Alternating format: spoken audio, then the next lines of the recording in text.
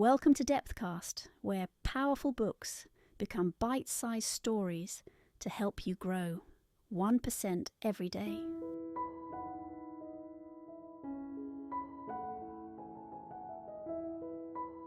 Have you ever experienced this?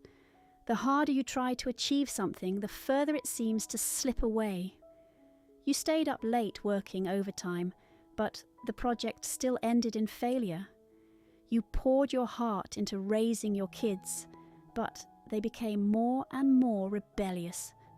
Year after year, you gave it your all, striving, sacrificing, chasing after your goals. But still, the life you wanted seemed out of reach. Yet, strangely, there are times when you succeed without even trying that hard. Why is that? Aren't we often told that the harder you work, the luckier you get? In the book I'm introducing today, Effortless, Make It Easier to Do What Matters Most by Greg McKeown, the author reveals that effort isn't always a badge of honour. In fact, overexertion can backfire. Just like a rope stretched too tight will snap, pushing yourself too hard can lead to collapse. When you force yourself too much, you create a huge mental burden, overthinking, fearing failure, and obsessing over winning or losing. All of this makes your actions rigid, unnatural, and ultimately less effective. That's why learning to ease up in a deliberate scientific way can help you live and work far more effectively. If you're feeling overwhelmed, trapped in a cycle of busyness and stress, if you want to discover the secret to living and working more effortlessly, if you dream of both achieving your goals and enjoying your life along the way, then today's episode is for you. Welcome to DepthCast. Let's dive into the topic. What does it really mean to live joyfully? Today's feature, Effortless by Greg McKeown, often called the Stephen Covey of the 21st century. Covey, if you remember, was the famous educator and author of The 7 Habits of Highly Effective People, a book I've covered before. Greg McKeown is a young global leader, a lecturer at Stanford, and the creator of the Effortless leadership philosophy, teaching people how to break free from overwhelm and live and work with greater ease.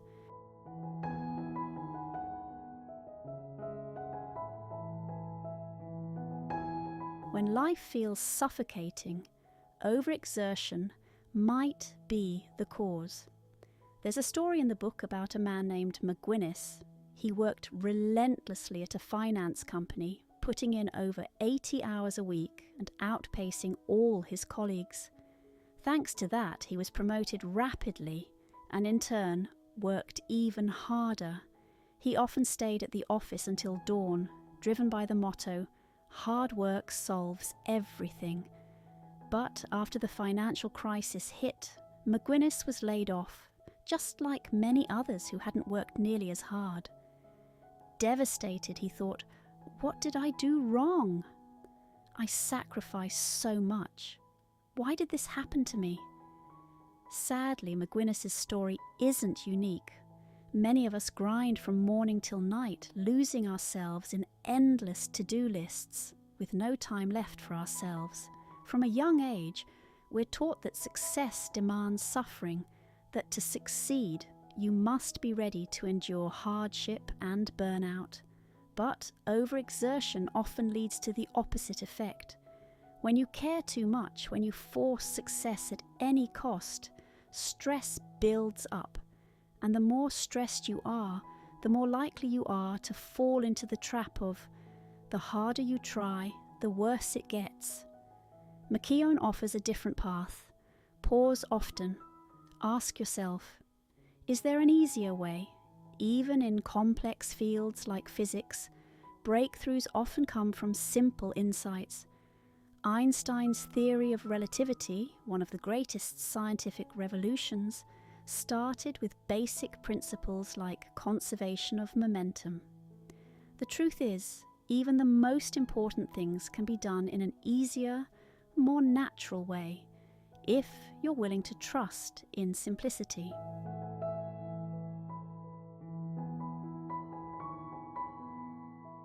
Enter the zone that the light and easy state of high performance. Take Stephen Curry from the NBA, for example. He's one of the most accurate three-point shooters in history. Before every game, he has a quirky habit, tossing balls randomly around the court. This playful ritual helps him loosen up and get into his best mental state, something athletes call the zone. When you're in the zone, you're not struggling, you're flowing. You're light, but you're performing at your highest level. How do you get there? McKeown suggests a few key strategies. First, enjoy your work while you do it. Many of us grew up believing we must suffer first to enjoy later. As kids, we saved candy for tomorrow. As adults, we delay vacations until we deserve them after exhausting ourselves at work.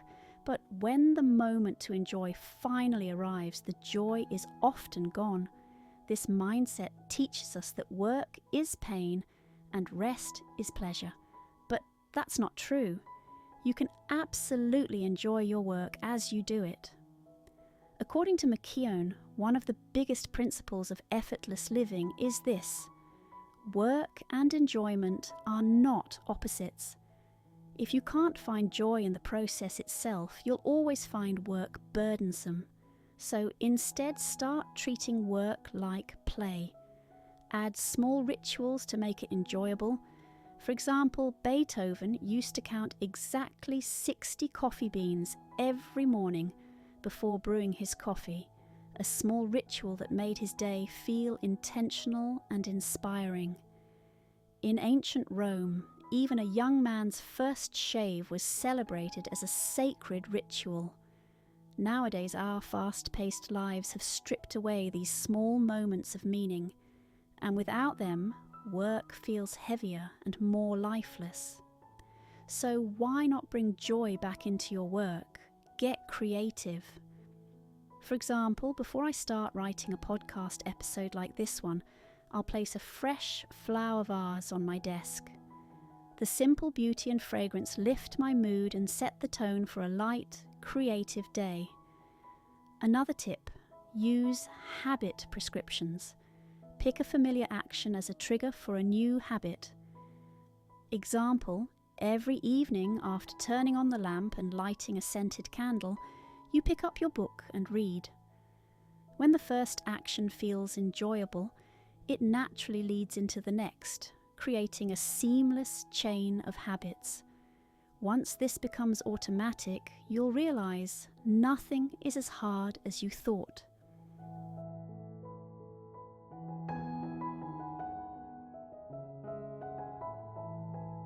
Wu Wei, resting effectively. Wu Wei is a Chinese concept meaning non-action, but it doesn't mean doing nothing at all. It means allowing natural pauses to rest and recharge properly. A famous baseball coach once advised players not to overtrain before a big game. Instead, just show up on time and play your heart out. Over-preparation can drain your energy. Likewise, scheduling real intentional rest periods during your day is key to lasting productivity. Here's how. Tackle your most important work in the morning when your energy is highest. Break your work into sessions no longer than 90 minutes, because after that, your brain's efficiency drops. Take short quality breaks between sessions. Stretch, move around, grab a snack, breathe deeply. And don't overlook the biggest energy booster of all, sleep. Yet today, sleep deprivation is a serious problem. Compared to 50 years ago, people today sleep about 2 hours less per night due to nighttime entertainment and work culture. However, nowadays, sleep deprivation is a common problem. According to statistics, compared to 50 years ago, we sleep on average 2 hours less per day. The reason is due to nighttime entertainment habits and the widespread use of electronic devices. To have better sleep quality, you should place your phone out of reach before going to bed. Take a warm bath to relax your body. Gradually lower your body temperature, helping you to fall asleep more easily. Or like me, I have the habit of soaking my feet in hot water with rock salt in the evening, which makes my sleep deeper. If you do not get enough sleep at night, take advantage of noontime. Meditate and relax for about 20 to 30 minutes to restore your energy.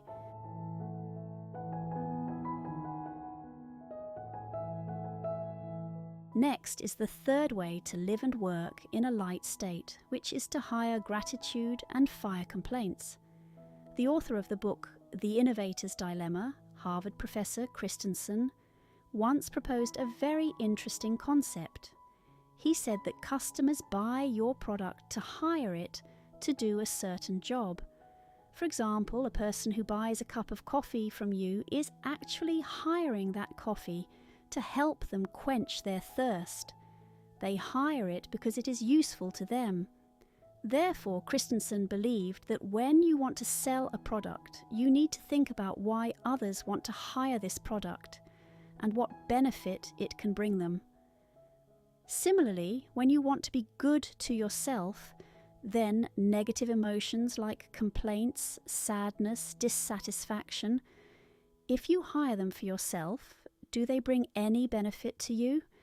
In reality, when you overly value reputation, recognition, and must strive at all costs to achieve them, you will make work heavy and lose the joy because in your heart you are carrying too much burden, anger, resentment, self-pity, anxiety. When you hire these negative emotions for yourself, sometimes venting them outside helps you defend yourself, maintain your mood, or when you complain about something to others, it can help two people feel closer. But in the long run, this is not beneficial at all. It's like hiring an employee who only knows how to flatter you, bringing temporary emotional value but not doing real work. The more you complain, the more tiring the work will become, and you will be less and less likely to get what you want, and increasingly feel lacking. This is exactly a downward spiral. The author pointed out that life has two overlapping circles. The inner circle symbolizes what you have, and the outer circle symbolizes what you lack. If you keep focusing on the outer circle, you will neglect the inner circle, the good things you already possess. When the mind is obsessed with scarcity, you will fall into a victim mentality. My boss is making things hard for me. My colleagues are not helping me. My family doesn't understand me. My friends are not sincere. And so the inner circle becomes smaller and smaller until you feel like you have nothing left. Therefore, it is necessary to fire the complaints. And what is the best solution here? It is gratitude. Living with gratitude will help you easily focus on the inner circle. When you focus on what you have, the outer circle, the feeling of scarcity, will gradually disappear. Naturally, what you have will increase more and more. Gratitude will help you escape the downward spiral and move into an upward spiral. If you keep complaining and thinking, oh, this job is so hard, my life is so miserable, then your life will continue to decline, because people tend to prove their own beliefs. When you believe everything is tiring, then things will indeed get worse. But if you believe that everything is getting better, that you are making progress, then you will continue moving upward. When gratitude becomes a part of your life, you will realize that nothing is too difficult. The path ahead will be lighter and less effortful, and you can even grow stronger and happier.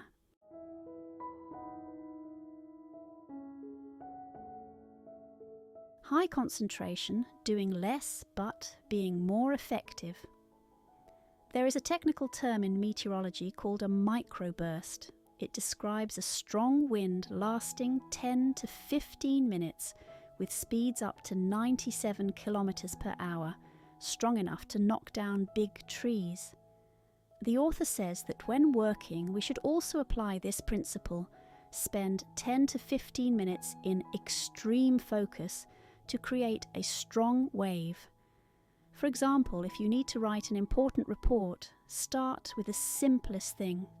Sit down, prepare your pen and paper, then outline your ideas. In the short initial time, you need to concentrate as much as possible to complete this step. After that, it will create a wave that helps you enter the flow state. You will get swept into the flow and work will become both interesting and easier. The author proposed an exercise to build concentration. First, create a private space within 2 minutes. Find a quiet place, turn off your phone, ensure no interruptions. Spend a little time tidying up your workspace so that your mind becomes clearer. Second, relax your body for 2 minutes. Sit up straight, breathe naturally, roll your shoulders, roll your head, and feel your body relaxing. Third, relax your mind. Accept the appearance of any thoughts without clinging to them. Let them come and go. Fourth, let go of resentment for 2 minutes. Imagine you are cutting the string that ties you to the people who hurt you, and say to them, "I forgive you." Fifth, feel gratitude for 2 minutes. Recall a moment when you truly felt grateful in your life, and try to re-experience that joy with each breath. Concentration will help you improve the quality of life and make everything easier. Learn how to focus, because it is the most precious gift you can give yourself.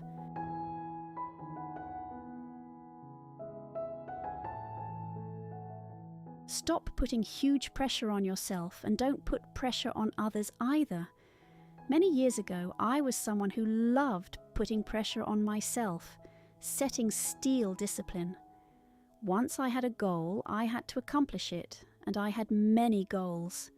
But gradually, as I read more books, looked inward more deeply, and connected with my soul more deeply, I began to love lightness. And when you exist lightly, without too many expectations, greed, anger, ignorance, without overthinking, without chasing perfectionism for yourself or for others, everything in your life will flow more smoothly, following the natural current, and become better. Whether it's managing yourself, leading a team, or raising children, you will realize that when you can do everything lightly, that is a sign your consciousness has been elevated. Please do not think you must force yourself to suffer, must 100% stick to self-imposed rules to achieve glory and success. In reality, lightness itself is glory. Life can never be completely perfect. We will surely face birth, aging, sickness, and death. However, while confronting those pains, we can still maintain a light attitude. When sickness brings pain, we can still smile and be grateful.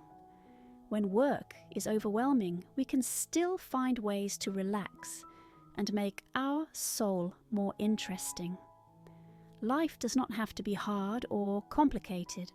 Bring yourself into a light state. However, this does not mean indulging yourself. The ancients said, "Slow but steady," which means finding your own rhythm within reasonable limits. If your goal is too high, it will discourage you. If it is too low, it will bore you. Building a reasonable goal means not taking on too much at once, and also not exhausting all your strength just to finish one stretch of the journey. Keep a stable pace, reserve some energy, so you can complete the long journey of this life. Dear friend, life is already tiring enough. Please don't make it harder for yourself. Allow yourself to slow down, allow yourself to rest. Life doesn't need to consume so much energy. You only expend energy when you want too much. But the busier you are, the more you must learn to relax yourself. And this is the way to live joyfully. May we all live freely and lightly in every moment. Thank you for listening.